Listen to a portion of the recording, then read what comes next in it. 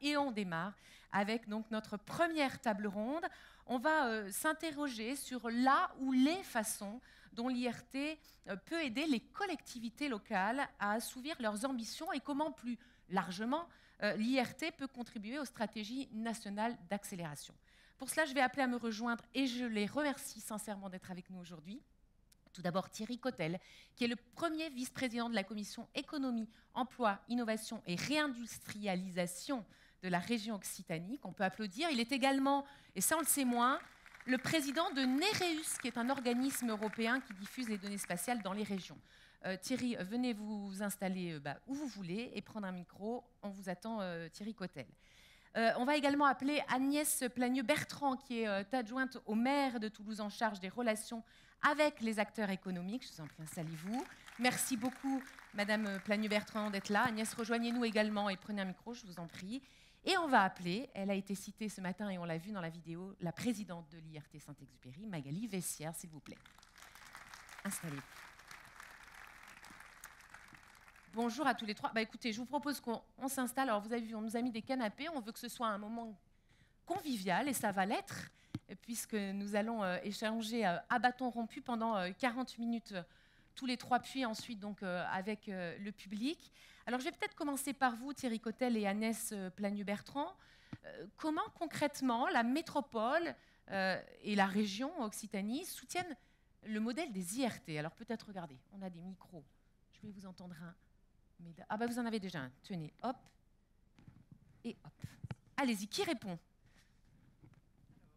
Moi, je veux bien démarrer. D'abord, merci beaucoup de m'avoir invité. Moi, j'avoue que c'est un moment d'émotion. Moi, j'étais là pour la création de l'IRT, sur la scène également.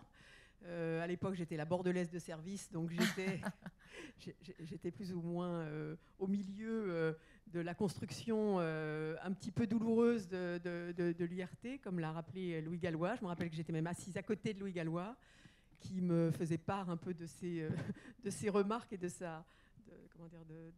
son étonnement de l'enfantement douloureux de cette IRT, mais combien important et combien on se félicite 10 ans après de ce que nous apporte l'IRT, de ce que nous a apporté l'IRT et de ce qu'il va encore nous apporter. Alors, qu'est-ce qu'il apporte à notre métropole de Toulouse? D'abord, un renforcement de la recherche technologique, ça a été redit dans l'introduction par Magali Vessière et par tous les intervenants.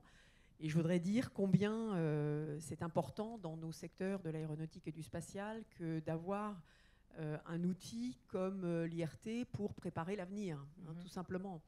On est dans des secteurs qui connaissent de grands succès, mais qui aussi sont dans un moment assez perturbant, qui doit relever des défis tout à fait considérables et qui doit les relever rapidement. Donc l'IRT est pour nous le cœur du réacteur de ces bouleversements technologiques. Et j'avoue qu'à titre personnel, moi, j'aime beaucoup la science, j'aime beaucoup la technique, je suis ingénieur. Et j'avoue que chaque fois que Denis m'invite à réfléchir à ce que pourraient être des projets qui ont été présentés et qui connaissent un certain succès, je me régale à chaque fois. Ce n'est pas toujours le cas de toutes les réunions auxquelles on m'invite, mais j'avoue que celle-ci, chaque fois, je me frotte les mains en me disant « Ah, je vais me régaler pendant une demi-journée, on va réfléchir, on va monter, on va avec modestement contribuer sur le projet notamment Philae qui vient d'être mentionné. » Donc, qu'est-ce que ça nous apporte? Ça nous apporte ce centre de ressources technologiques totalement indispensable. Le fait aussi que l'IRT à Toulouse est implanté au B612. Le B612, c'est un bâtiment qui a été construit par la métropole avec l'aide de la région et du département et qui va être le cœur du réacteur de tout ce quartier qui accueille des startups. Voilà, on est bien dans quelque chose qui va être d'un dynamisme totalement exemplaire et je souligne combien l'IRT est important dans tout cet ensemble. On va passer la parole à Thierry Cottel sur cette question également. Comment la région soutient ces modèles de l'IRT? Tout d'abord, bonjour à tous, et puis encore merci pour cette invitation, Magali et Denis. Au nom de la présidente Carole Delga, on est très, très content de participer à ces 10 ans. Alors moi aussi, j'étais là il y a 10 ans, dans d'autres fonctions, et pour l'IRT, c'est vrai que ça a été un petit peu douloureux, mais au bout du compte, sur cette plateforme, avec l'espace Clément Ader, et puis plus tard la maison de la formation de Jacqueline Auriol, on arrive finalement à avoir un espèce d'écosystème local avec tout ce qui se passe autour de Montaudran, qui est intéressant pour évidemment la métropole, mais aussi pour la région Occitanie. Alors nous, on a depuis le début, en fait, on a aidé la constitution effectivement du B612 sur la partie IRT, et puis on continue évidemment à le faire sur un certain nombre de projets, de programmes que l'IRT nous sollicite. Pour nous, la région Occitanie, c'est important d'avoir ce centre de recherche, mais aussi de transfert de technologie vers les entreprises. Vous savez que la région a pour compétence notamment le développement économique, mais également aussi tout ce qui est recherche et innovation, de manière assez importante. Donc pour nous, c'est évidemment un enjeu de réindustrialisation également, même si l'aéronautique et le spatial n'a pas besoin d'être réindustrialisé en France. Il faut quand même se dire que nous avons la chance d'avoir un secteur industriel qui apporte énormément dans notre balance commerciale, qui est malheureusement déficitaire. Oui. Mais s'il n'y avait pas encore l'aéronautique, alors hier soir je disais, on était ensemble à l'événement de la tribune, je disais que la région Occitanie a un excédent commercial essentiellement dû effectivement au secteur aéronautique, mais comme on est très solidaire des autres régions de France, évidemment c'est une part importante, mais qu'il faut consolider, qu'il faut aussi permettre à ce secteur de pouvoir continuer de fonctionner comme il a fonctionné pendant 50 ans. On a fait l'avion des 50 dernières années. L'enjeu maintenant, c'est de faire celui des 50 prochaines années, notamment l'avion électrique. Donc bien évidemment, tout ce que fait l'IRT en termes de transfert de technologie à partir de la recherche, qui est faite un petit peu plus en amont, ça participe à cette consolidation de ce secteur qui est si important pour la région Occitanie et aussi pour la France. On va revenir en détail dans quelques instants sur les enjeux précisément et sur ce en quoi peut vous aider l'IRT dans le futur. Mais avant ça, est-ce qu'on peut revenir en termes d'emploi et de création de valeur? Quel est le rôle de l'IRT Saint-Exupéry précisément pour cet écosystème local et régional? Est-ce qu'on le mesure? Allez-y, prenez un micro. Alors, est-ce qu'il contribue à créer de la valeur pour les territoires? Je ne vais pas vous donner de chiffres précis, mais ce que l'on constate, nous, c'est que d'abord l'IRT est à l'origine parce qu'il a constitué une communauté qui finalement a pris corps, qui existait déjà mais qui était moins structurée, moins organisée, donc a permis l'émergence de nouvelles choses. Je vous citerai un premier exemple qui est Anity. Sans l'IRT, je ne sais pas si on aurait eu le succès que nous avons eu. Il y avait déjà les ferments de Anity dans l'IRT. C'est parce qu'il y avait une activité sur l'intelligence artificielle avec un certain nombre d'acteurs qui avaient été détachés des entreprises qui étaient déjà impliquées dans l'intelligence artificielle que l'on a pu constituer ce dossier d'Anity qui a connu le succès que nous connaissons et qui est d'ailleurs en train de repostuler pour la suite. Mais on voit bien que déjà, c'est un succès phénoménal. Ensuite, j'étais hier à la pose de la première pierre de U-Space, qui est une entreprise qui fabrique des nanosatellites extrêmement prometteuses.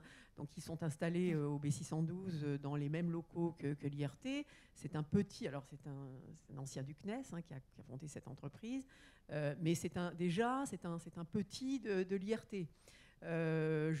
Ascendance, je les connais bien, c'est mes petits protégés de mon ancienne équipe d'Airbus, a trouvé au sein de l'IRT et s'est installé juste à côté du B612 parce qu'il y avait l'IRT. Et je peux vous donner, moi je suis responsable du secteur qu'on appelle Toulouse Aerospace autour de l'IRT que l'on aménage. On va construire, juste pour vous donner un ordre d'idée, entre la partie qui est purement métropole, Toulouse, et la partie Labège, donc on a une continuité d'aménagement. On va construire 1 million de mètres carrés de bâtiments pour pouvoir accueillir des activités économiques, industrielles, qui sont pour l'essentiel en lien avec l'IRT.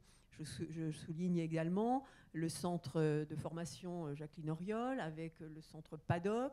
C'est Gilbert Casamata et un certain nombre d'acteurs d'Aerospace Valley et de l'IRT qui ont porté ce projet, qui est exemplaire, qui va permettre des liens avec les PME, avec le monde de l'enseignement, avec ce centre Jacqueline Auriol. Il y a une pépinière qui est juste à côté. Donc on voit bien que l'IRT a constitué ce mouvement permettant l'émergence de toutes ces activités. Donc ce ne sont que des exemples, mais je pense qu'ils sont extrêmement marquants. Il y a une société qui s'appelle Alter Technologies qui va s'installer vraisemblablement prochainement aux alentours, juste à côté de Zéphyr. Elle nous dit, moi ça m'intéresse d'être à côté de l'IRT. Donc on voit bien que ça crée des opportunités, des adhérences que l'on n'aurait jamais eu si l'IRT n'avait pas été là. J'entends. Thierry Cotel ? C'est le lien entre le milieu académique aussi et puis le milieu industriel. C'est ça que ça apporte essentiellement. C'est-à-dire que finalement, ce sont deux mondes qui normalement devraient fonctionner, qui doivent fonctionner évidemment ensemble. C'est difficile parce que finalement les objectifs ne sont peut-être pas forcément les mêmes. Un industriel, il est là pour faire fonctionner son entreprise et puis développer ses produits.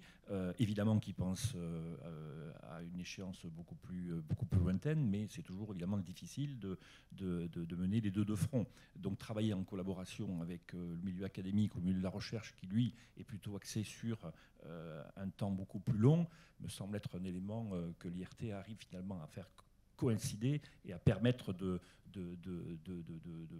favoriser de façon à ce qu'il y ait vraiment ce lien et cet apport vers le milieu économique de toute la technologie qui est nécessaire pour le long terme. On arrive finalement à avoir des temps différents de fonctionnement, mais qui s'associent correctement, et l'IRT évidemment est un outil important là-dessus. Magali Vessière, vous vouliez réagir ?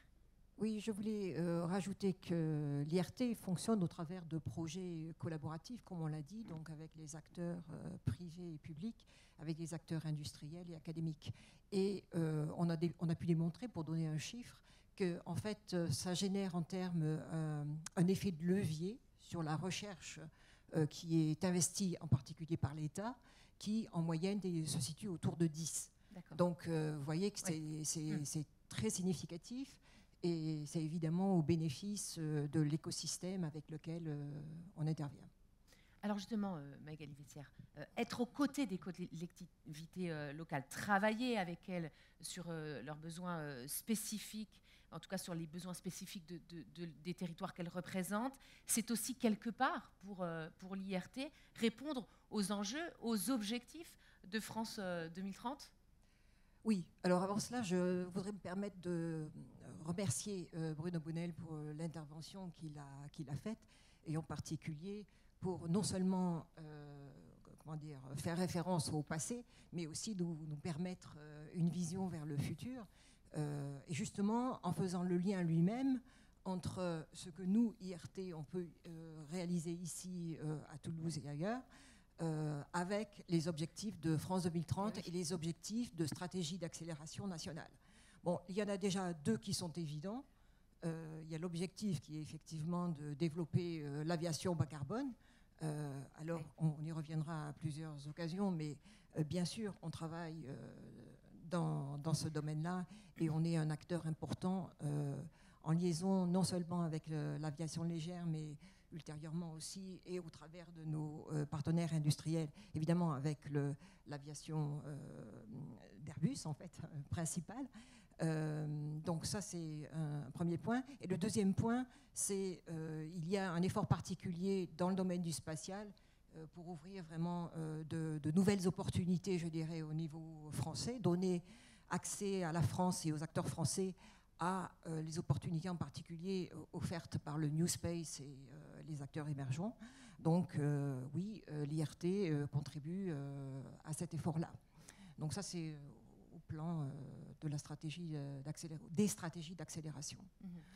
Alors, je précise qu'on a parlé du monde académique et du monde industriel. On aura effectivement des tables rondes avec eux tout à l'heure, on les entendra s'exprimer et on verra effectivement ce lien qu'il existe entre eux, évidemment.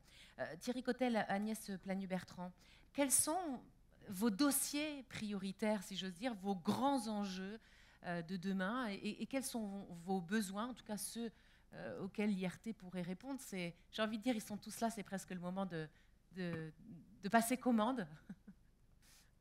Alors, heureusement, je n'ai pas attendu aujourd'hui pour passer Oui, commande. j'imagine.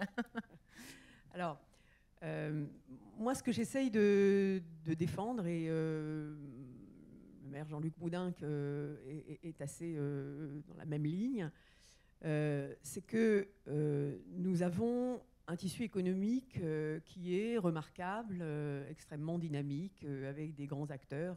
Bien sûr, on citera Airbus, Thales, Safran, un certain nombre de grandes ETI et de PME que le monde entier nous envie. On est le siège mondial d'Airbus. Moi, chaque fois que je voyage, je dis vous habitez Toulouse, ah oui Airbus. Voilà. Donc c'est vraiment un réflexe qui est assez, dont on est très fier.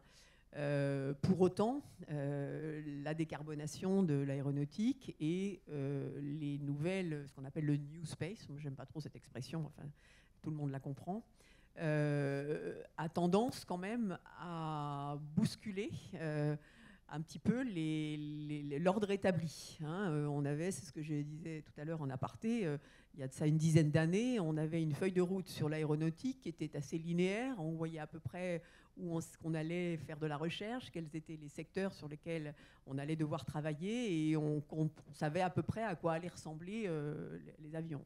Et puis la pression climatique a obligé finalement les acteurs à se remettre en cause.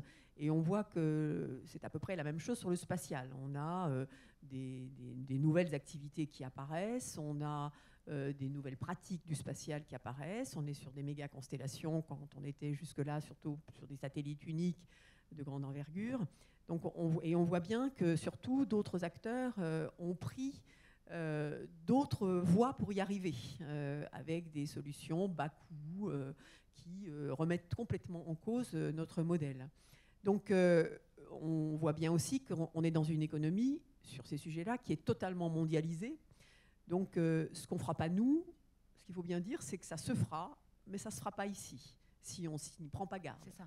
Donc moi je milite vraiment pour qu'on soit capable de créer les conditions, et l'IRT est un des acteurs totalement essentiels. Et je voudrais souligner que l'IRT voilà, est ce qu'il est, mais il est aussi au cœur d'un écosystème auprès de l'université, des écoles d'ingénieurs.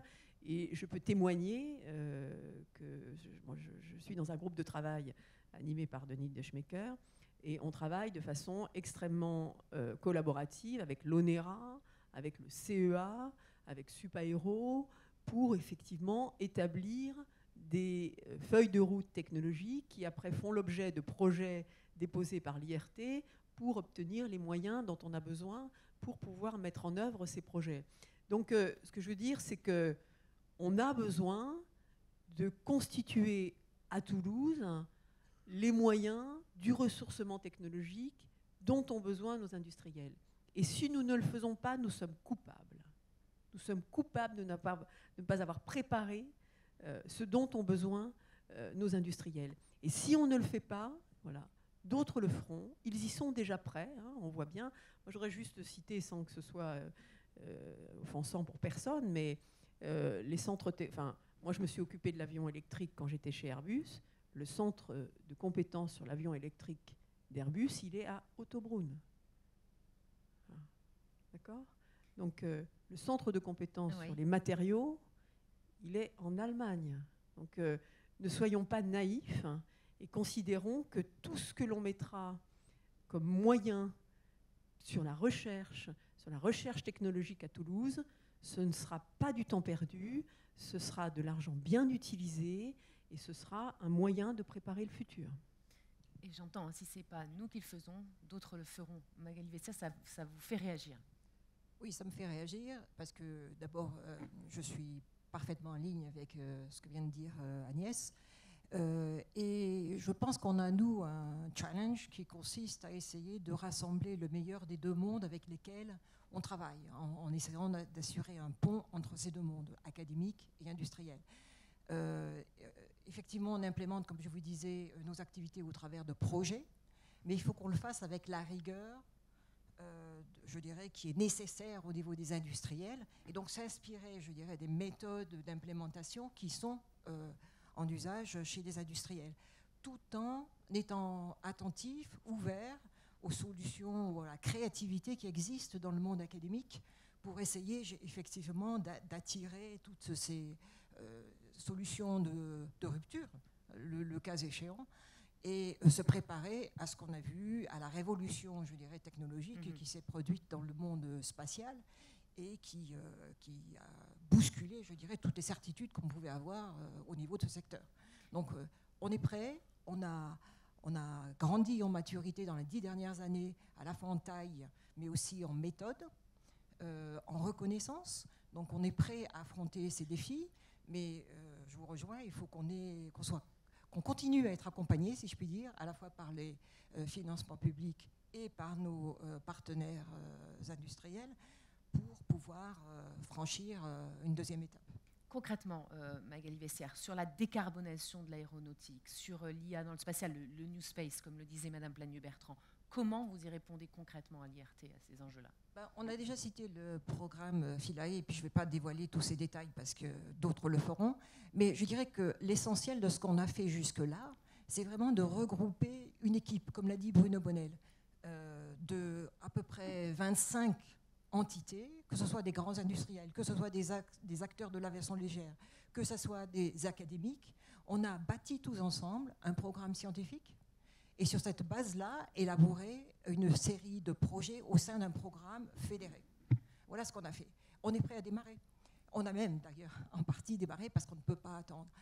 Mais donc, c'est vraiment la façon dont on intervient, regrouper, je dirais, tous les acteurs qui sont importants pour faire vivre un écosystème, de façon à développer des nouveaux concepts et ensuite les rendre industrialisables et durables sur leur cycle de vie.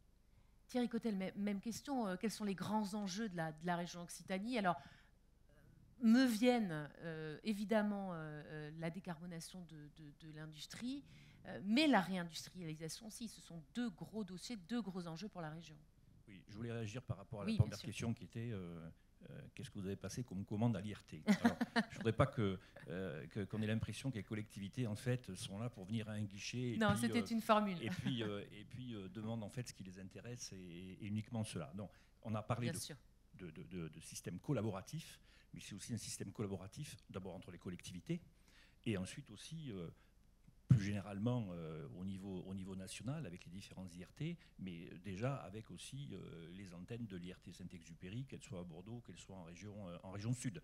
Ça me semble être important de le dire, parce que finalement, on a quand même des enjeux qui sont évidemment similaires, et là, il n'y a pas lieu d'avoir une concurrence qui n'aurait absolument pas de sens, bien au contraire. Donc c'est d'essayer de trouver finalement des objectifs communs, et après, évidemment, de les traduire dans un certain nombre d'actes bien précis. Alors, vous m'avez posé la question sur savoir la décarbonation, la réindustrialisation. Évidemment, ça semble être maintenant une évidence, mais réindustrialiser, ce n'était pas une évidence forcément depuis les 40 dernières années. Bien au contraire, excepté quelques résistants, dont modestement, je pense que je faisais partie, de faire en sorte que l'industrie devait tout prendre sa part, et on voit comment les choses se sont dégradées depuis une quarantaine d'années avec toutes les conséquences que cela peut avoir derrière, notamment en termes d'aménagement du territoire, parce que finalement, ceux qui ont le plus souffert, ce sont les territoires qui à l'époque, étaient industrialisés, qui ne le sont plus. On a un phénomène de métropolisation relativement important. Alors, c'est bien pour les métropoles, mais il faut aussi savoir que ça engendre tout un tas de soucis particuliers. Et j'étais en train de lire un rapport du Haut Commissariat au plan là, sur le travail, qui disait notamment que 82% en fait, des emplois ont été créés dans les métropoles, mais également que le pouvoir d'achat, finalement, qui avait légèrement augmenté ces dernières années, avait comme conséquence aussi, dans les ménages, d'avoir par contre un niveau de dépenses contraintes, comme le logement et le transport, qui prenait une part importante. Et c'est justement dans les métropoles où effectivement cet élément-là pose problème.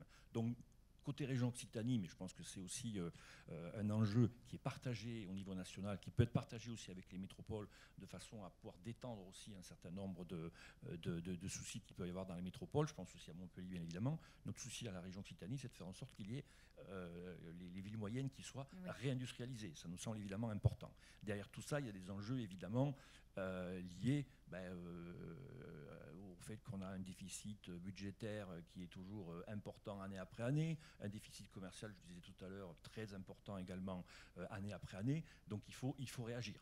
Et la meilleure façon de réagir, c'est peut-être de créer de la richesse et donc de réindustrialiser dans tous les secteurs. On parle évidemment de l'aéronautique et du spatial, mais il faut aussi parler d'autres secteurs. Par exemple, quelques éléments. Je ne comprends toujours pas pourquoi nos brosses à dents que nous utilisons tous les jours sont fabriquées à 50% en Chine, mais également aussi en Allemagne et en Suisse, mais jamais en France. Autre exemple, nous avons la ratatouille. Vous savez que la ratatouille, il faut évidemment des produits, tomates, courgettes, etc. Bon, nous avons un déficit de plus de 650 millions sur la ratatouille. Bon. Tout ça pour dire qu'il y a des secteurs qui doivent être industrialisés, et cet enjeu-là est important, me semble-t-il, très important un petit peu partout. La décarbonation, si on en revient à l'industrie pour être un petit peu plus sérieux, la décarbonation, c'est un élément aussi qui est pour nous évidemment important. L'enjeu de transition écologique et de transition énergétique est là. Nous avons plus de 48% de nos émissions de gaz à effet de serre qui sont importées. C'est un chiffre qu'on n'a pas suffisamment en tête, mais si on avait un petit peu plus d'entreprises en France créant de la richesse sur des produits que nous utilisons, que nous importons de pays dont l'énergie est particulièrement carbonée. Je fais référence à la Chine, où on est en train de construire 350 centrales à charbon, là, cette année, en 2023. Oui. Donc tout ça, ce sont des choses qu'on doit bien avoir en tête. Du coup, la réindustrialisation est un élément essentiel pour pouvoir en fait régler énormément de problèmes. Vous voyez comment les choses peuvent être extrêmement liées les unes aux autres. Magali Vessière. Oui, je voudrais rajouter un objectif qu'on partage tous, je suis sûre, qui est relativement récent aussi, c'est le souci de souveraineté technologique qu'on doit retrouver. La crise Covid nous a rendus beaucoup plus conscients que par le passé de la nécessité d'avoir une certaine indépendance, en particulier d'accès à des matériaux, par exemple.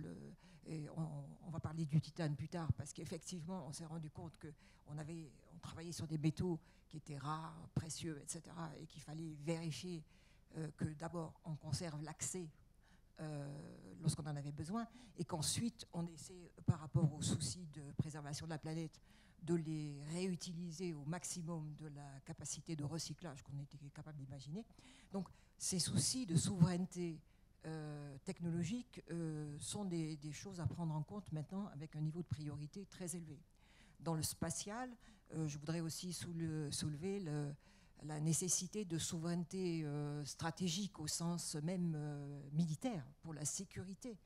Le spatial, dans les 10 dernières années, a démontré qu'effectivement toute sa puissance en termes d'outils pour préserver la sécurité, voire même dans certains cas de certaines agressivités, comme un outil qui pourrait être agressif utilisé par certains pays. Donc ces nouveaux objectifs se rajoutent, je dirais, à ceux peut-être qu'on avait eus au départ de l'IRT, mais sont extrêmement pertinents et vraiment, comment dire, consolident encore une fois la nécessité de poursuivre tous ces instituts tels qu'ils ont été conçus il y a 10 ans. Oui, vous avez entièrement raison, la souveraineté qui était un gros mot, et encore il y a quelques années, en réalité c'est notre liberté. Qu'elle soit économique ou qu'elle soit stratégique, c'est effectivement notre liberté. Donc l'enjeu de souveraineté est important. Et pour peut-être répondre plus concrètement encore sur la commande, oui, rapidement.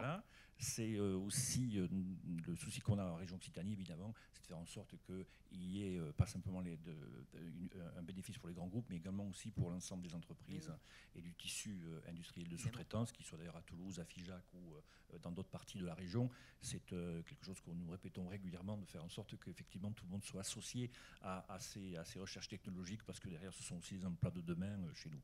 Rapidement, Magali Vessière, quand même, sur la décarbonation de l'industrie, sur la réindustrialisation, comment vous faites pour répondre concrètement ? Il y a des choses, il y a des choses déjà en place sur lesquelles vous travaillez. C'est toujours au travers de nos projets collaboratifs qu'on arrive à... Il y en a un en particulier qu'on peut mettre en avant sur cette question-là ? Alors, sur la décarbonation, on a un principal qui est on l'appelle même projet emblématique. C'est pour vous dire qu'il rassemble suffisamment d'acteurs pour être structurant, je dirais, pour l'écosystème français et bien sûr régional dans ce domaine-là. Pour le reste, je peux peut-être citer ce qu'on fait aussi au niveau des technologies plus numériques, d'intelligence artificielle. On a parlé de DEAL et comment le projet qui avait été créé au niveau de l'IRT a permis, je dirais, d'asseoir la candidature d'Anity et de réussir finalement à implémenter à Toulouse le Anity. Aujourd'hui se pose la question de la phase suivante et de la même façon, je dirais qu'on est l'IRT a construit une compétence spécifique liée en particulier au système embarqué, au système critique pour une IA qui est explicable, une IA de confiance qui, plus que jamais, là aussi, demande d'être consolidée au niveau français, au niveau européen. Et donc, on est en cours de construction aux côtés de la suite du projet Anity 2, d'un projet emblématique, je dirais, dans ce domaine-là. Merci à tous les trois. Alors, on le voit, hein, cette collaboration à Toulouse, ici, entre l'IRT Saint-Exupéry et les collectivités locales, elle fonctionne particulièrement bien. On peut quand même rappeler que l'IRT Saint-Exupéry, ce n'est pas que Toulouse. Voilà. Et de la même façon que je voudrais remercier la région Occitanie pour son soutien sans faille, ainsi que Toulouse Métropole, il faut aussi remercier la participation de la région Nouvelle-Aquitaine et la région PACA qui, eux aussi, sont présents à nos côtés et comprennent les enjeux et nous soutiennent. Alors évidemment, avec un petit peu de spécialité suivant les régions, parce qu'on s'inscrit parfaitement dans l'écosystème environnant, si je puis dire. On est pas mal sur le timing. On va avoir le temps de prendre quelques petites questions. Est-ce que le planétarium m'entend? Je vous propose qu'on leur donne d'abord la parole. Est-ce que vous avez des questions pour nos trois intervenants, Thierry Cotel, Agnès Plagneux-Bertrand et Magali Vessia? Si vous en avez ici dans la salle, il y a également la possibilité d'en poser, évidemment, mais ça me permettait de tester ma connexion avec le planétarium. Est-ce que vous m'entendez au planétarium? Alors, côté planétarium, nous sommes connectés, nous vous entendons parfaitement. Très bien. Est-ce que côté planétarium, nous avons des questions pour nos intervenants? Un premier tour d'horizon sur les questions du planétarium. Alors, on vous écoute. On va peut-être en prendre une au planétarium et une ici. Est-ce qu'il y en a ici déjà? On peut peut-être voir s'il y a des questions. Chez nous, visiblement, on n'en a pas. Donc le planétarium, si vous en avez, c'est maintenant. Nous sommes en cours d'inventaire, en fait, mais pas de questions pour l'instant. Vous checkez le nombre de... Il y a tant de mains que ça qui se lèvent au planétarium? Tout à fait. Bon, est-ce qu'ici, il y a des questions? Moi, je ne vois pas de mains se lever, vous confirmez? Non, ici, non. En fait, on attend l'élan du planétarium, on ne va pas se mentir. S'il n'y en a pas, il n'y en a pas, hein, vous inquiétez pas. Hein. Je pense qu'ils sont encore dans les étoiles, mais ils vont atterrir. C'est ça. Alors, on va libérer nos trois intervenants, les remercier de leur participation à cette table ronde.